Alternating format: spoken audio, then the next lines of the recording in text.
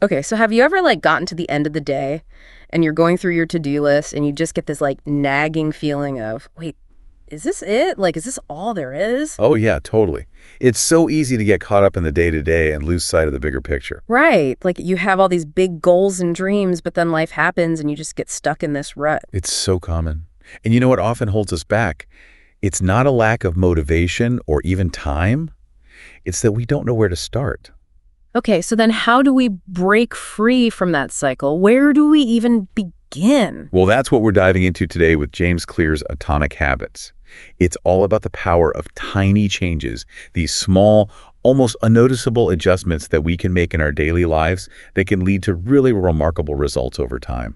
Okay, atomic habits. I like it. It's like we're splitting the atom of productivity, right? Exactly. And one of the key concepts that Clear highlights is this idea of compounding, this almost magical principle that tiny improvements, just 1% better each day, can lead to exponential growth. Okay, 1% better each day. That doesn't sound too intimidating. I can get on board with that. It's like that quote, little by little, a little becomes a lot. But in this case, with consistent effort, those littles can become something truly extraordinary. Okay, I'm intrigued. So if we harness this power of compounding, if we can just get 1% better each day, what's the long-term impact? Get this, if you can manage to be just 1% better each day for a year, by the end of that year, you'll be 37 times better than when you started. Whoa, hold up, 37 times. Okay, you had me at atomic, but now you're blowing my mind. It's powerful stuff, but it's a double-edged sword. You see, this principle of compounding, it doesn't just apply to the positive. It works with our bad habits too. Oh, so all those times I hit the snooze button or scroll through social media instead of tackling my to-do list, they add up too. I hate to be the bearer of bad news, but yes, Yeah. those seemingly insignificant choices, those 1% worse decisions, can also accumulate over time, leading us further away from our goals. It's like that analogy Clear uses in the book about the plane making a tiny course correction, just 3 degrees, which doesn't seem like much. But over the course of a transatlantic flight, that tiny adjustment means the difference between landing in Paris and ending up somewhere completely different. It's incredible how these small, seemingly insignificant choices can have such a huge impact on where we end up in life. And that's why Clear emphasizes the importance of focusing on systems, not just goals. It's about building those daily habits, the routines that will ultimately lead us to those big, audacious goals. Okay, I'm starting to see the light. So it's not about obsessing over some distant finish line, but rather about creating a roadmap, a system that will guide us there one small step at a time. Exactly. And just like building a house, you don't just wish for it to be built.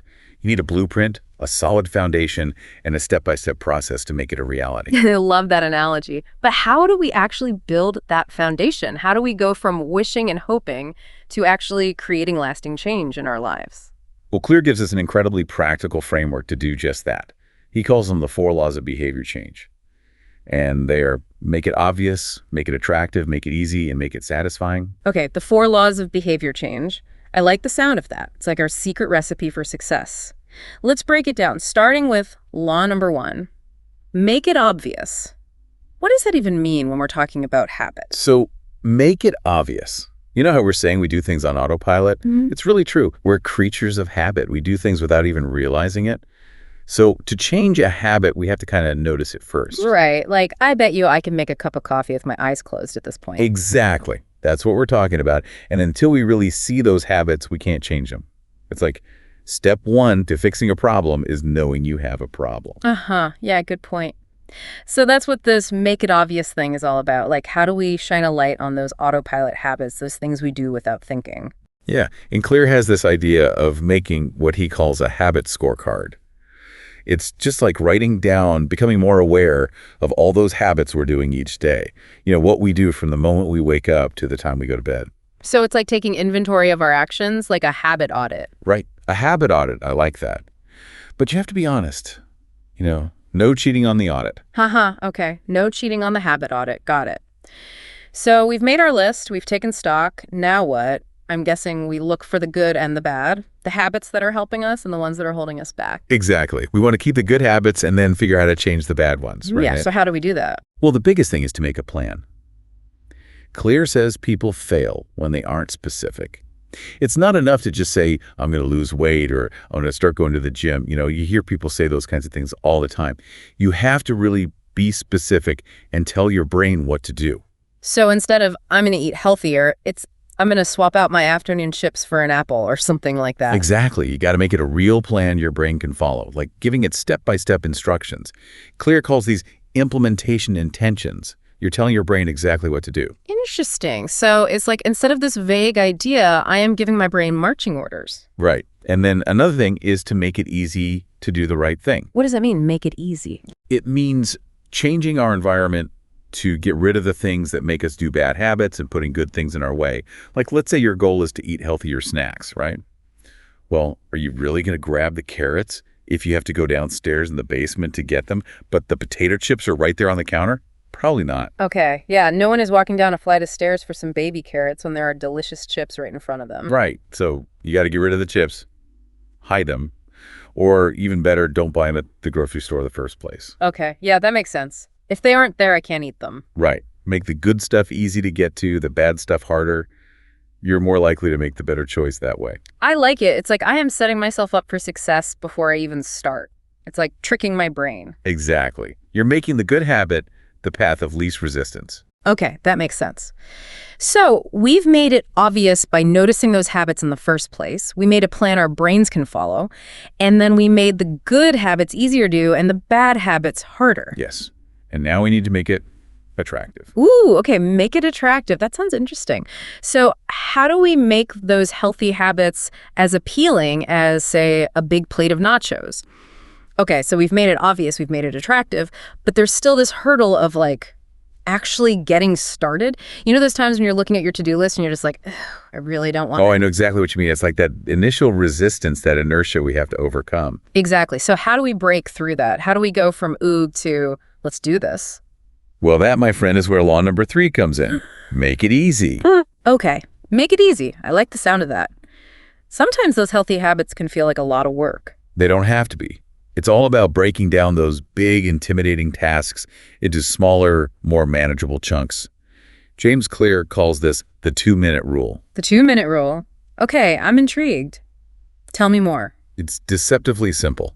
Instead of trying to do the whole thing, just commit to doing something for 2 minutes. So, like, if my goal is to work out for 30 minutes, I should just tell myself to do it for 2 minutes and then see what happens. Exactly. Often, once you've overcome that initial resistance, you'll find that you actually want to keep going. You know, I've totally done that before. Like, I'll be dreading going for a run, but then I tell myself, just put on your running shoes, that's it.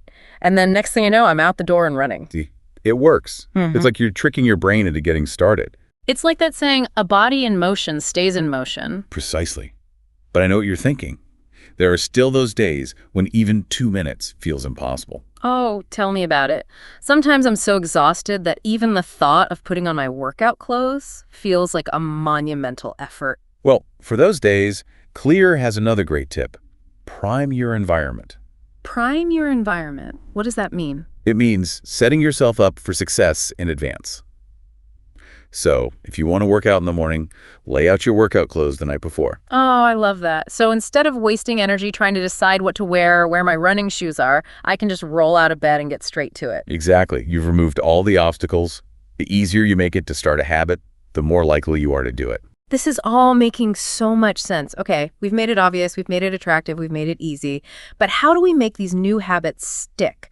I've tried so many times to create lasting change, but I always seem to fall back into my old patterns. That's where law number 4 comes in. Make it satisfying. We need to find a way to make those healthy habits feel good so that we'll actually want to repeat them. Okay, make it satisfying. I like it.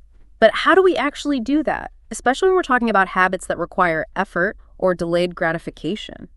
One way is to use habit trackers.